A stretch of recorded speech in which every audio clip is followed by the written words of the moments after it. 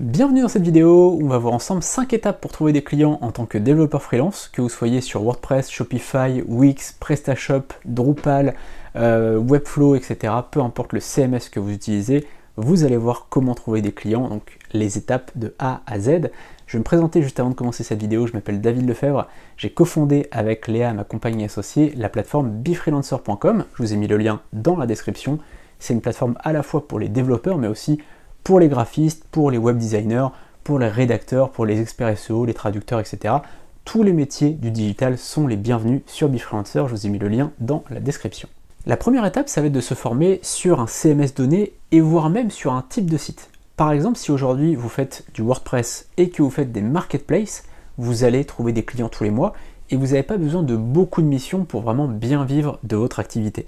Il faut bien comprendre que lorsque vous êtes spécialisé dans un CMS et dans un type de site, vous pouvez vendre beaucoup plus cher que quelqu'un qui est généraliste. Et d'ailleurs, on voit beaucoup trop aujourd'hui de développeurs freelance, je le vois sur Befreelancer quand je fais la modération des services, je vois beaucoup trop de gens qui sont généralistes et qui sont en fait finalement développeurs web, mais sans être spécialisés dans un CMS. Aujourd'hui, c'est très important de se spécialiser déjà dans un CMS évidemment, mais aussi essayer d'être spécialisé sur un type de site ou sur un type de client. C'est très important, plus vous êtes spécialisé, plus vous pouvez vendre cher. C'est un peu comme un médecin.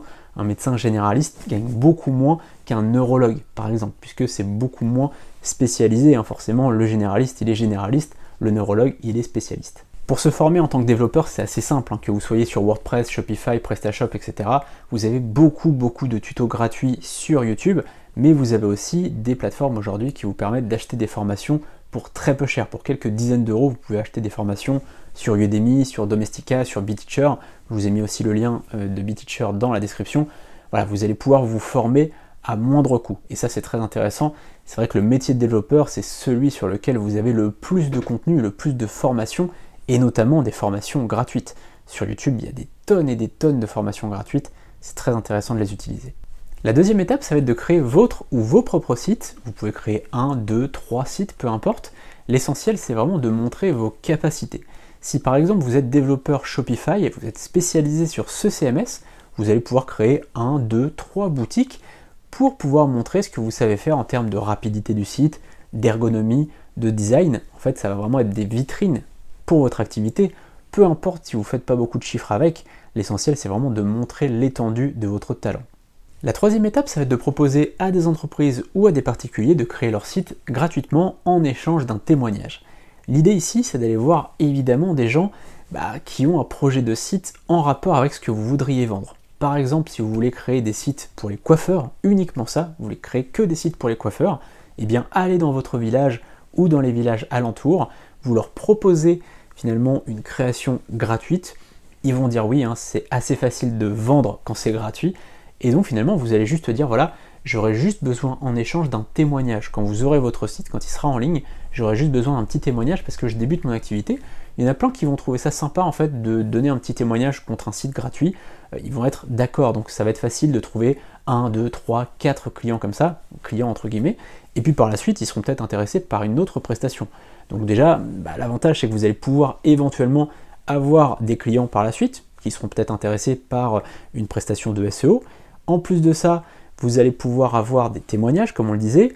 Vous allez pouvoir évidemment avoir un portfolio puisque vous allez faire des captures d'écran du site, mettre l'adresse du site et donc voilà, dire j'ai fait 4 sites de coiffeurs, je peux créer le vôtre. Et puis évidemment, vous allez gagner en expérience. C'est ça le principal finalement, c'est de pouvoir gagner en expérience. La quatrième étape, ça va être de proposer ces services sur des plateformes de freelance comme Fiverr, ComeUp, Befreelancer.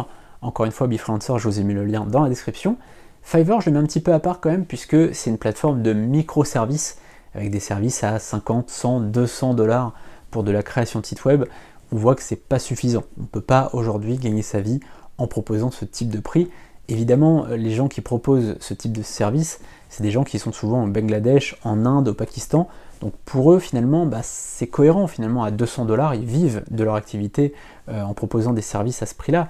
Mais par contre, nous, en Europe, c'est pas possible. En Europe ou en Amérique du Nord, c'est absolument impossible de vivre en proposant une prestation de service à 200 dollars pour de la création de site web. Et donc, vous n'allez pas chercher ce type de concurrence. On va plutôt aller sur ComeUp ou sur Befreelancer, là où vous allez pouvoir vendre vraiment au juste prix. C'est très important. Et ensuite, vous allez pouvoir vous focaliser sur un métier. Comme je disais, le CMS c'est important. WordPress, Shopify, voilà, un type de site, hein. On peut faire un type de site aussi, soit du site vitrine, du site e-commerce, de la marketplace, peu importe, hein. Et vous pouvez éventuellement vous focaliser sur un type de client. Par exemple, je connais quelqu'un que j'ai coaché, il n'arrivait pas à vendre, en fait il faisait de la prestation de service sur WordPress, et il n'arrivait pas à vendre. Et je lui ai dit, focalise-toi sur un type de client, choisis un type de client que tu connais un petit peu. Si tu as dans ton entourage des gens qui font ce métier-là, que tu pourras avoir 1 ou 2 ou 3 sites références pour aller chercher d'autres clients. Et il se trouve que dans son entourage, il avait 2 chauffeurs de taxi. Il a proposé de créer un site gratuit pour ces gens, et donc ça lui a permis derrière de trouver d'autres clients. Et aujourd'hui, il propose que de la création de sites pour les taxis, il gagne très très bien sa vie. Donc vous pouvez faire ça, je prenais l'exemple des coiffeurs par exemple, mais ça peut être n'importe quoi. Mon père par exemple était artisan plombier, à l'époque j'aurais pu lui proposer de créer son site, de créer les sites de ses partenaires ou de concurrents avec qui il s'entend bien gratuitement, hein. J'aurais pu faire un site gratuit, ça aurait fait 1, 2, 3, 4 sites gratuits, et donc ça me permettait derrière d'avoir finalement des premiers clients, un premier portfolio, des témoignages clients, et derrière de pouvoir vendre. Donc ça c'est très important de se focaliser là-dessus, et ensuite vous allez faire vraiment une description.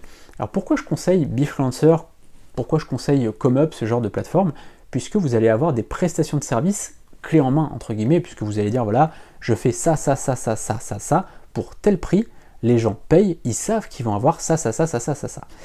Et pourquoi c'est avantageux? Parce que vous n'avez pas besoin de perdre du temps à faire un devis, à finalement être au téléphone avec le client, qu'est-ce qu'il veut exactement, etc. Là, vous allez directement proposer votre service, un service, on va dire, packagé, et la personne va voir si ça lui correspond ou pas. Si par exemple vous faites une création de site vitrine de 5 pages avec une page d'accueil, 3 pages de catégorie, une page à propos, une page de formulaire de contact, voilà, la personne elle voit ça, elle sait que ça va lui correspondre et c'est exactement ce qu'elle cherche. Donc voilà, c'est important vraiment de faire ce type de service, vous allez gagner énormément de temps. Et enfin la 5e étape, elle est facultative mais elle peut être très intéressante, ça va être de faire des vidéos sur YouTube ou des posts LinkedIn. Pourquoi on veut faire ça? D'abord, on va gagner en notoriété. Ensuite, on va pouvoir augmenter nos prix grâce à cette notoriété, donc c'est toujours intéressant. Et puis, on va trouver des premiers clients qui vont nous permettre d'avoir des avis. Puisque sur ComeUp ou sur Befreelancer, ou sur d'autres plateformes, on a des avis en étoiles, et c'est la première chose que les gens regardent. Quand ils voient un service, ils voient les 5 étoiles, ils sont rassurés et ils peuvent commander. Donc c'est très intéressant de faire du contenu, que ce soit sur YouTube, que ce soit sur LinkedIn ou sur d'autres réseaux sociaux, hein, mais ces deux-là, ils sont très intéressants. Ça va vous permettre vraiment d'avoir une notoriété, de montrer que vous connaissez votre métier. Vous pouvez par exemple documenter une mission que vous êtes en train de faire, ou alors vous pouvez donner des conseils, 5 astuces pour accélérer votre site, 5 raisons de créer votre site de coiffeur, peu importe. Et donc ça va vous permettre vraiment d'avoir cette notoriété, de trouver vos premiers clients, puisque voilà, sur ComeUp, sur Befreelancer, les gens finalement vont aller rapidement voir vos services et donc passer commande, mais quand il n'y a pas encore d'avis, ça peut être un peu long. Par exemple, sur Befreelancer, on a un programme d'apporteurs d'affaires, et on le voit, même les apporteurs d'affaires, ils vont regarder les avis en premier, puisqu'ils ont envie de recommander des services uniquement quand ils sont bien notés. Donc c'est très intéressant d'avoir une première note au moins, et finalement, quand vous allez avoir finalement cette première note, après ça va aller beaucoup plus vite, vous allez pouvoir faire des ventes régulièrement. D'ailleurs, petite parenthèse, mais si vous vendez sur Befreelancer, mettez toujours votre lien affilié, puisque vous toucherez une commission en tant qu'affilié, et si jamais la personne n'achète pas votre service, mais le service d'une autre personne, eh bien vous toucherez quand même la commission de 20% pour les affiliés, et vous toucherez 20% à vie sur tous les achats de cette personne. Donc c'est très intéressant, faites-le. Si vous vendez sur Befreelancer, que vous faites des vidéos sur YouTube ou des contenus sur LinkedIn, mettez toujours votre lien affilié et pas seulement le lien vers votre service. Mettez le lien affilié vers votre service, ça vous permettra de toucher 20% à vie en tant qu'affilié.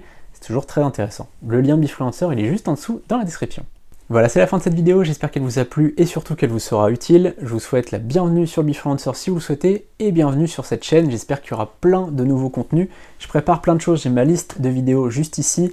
Donc je prépare plein de nouvelles vidéos pour les différents métiers du digital Et si en tant que développeur vous avez des questions, n'hésitez pas à me les poser dans les commentaires, ce sera avec plaisir d'y répondre. A très bientôt, salut!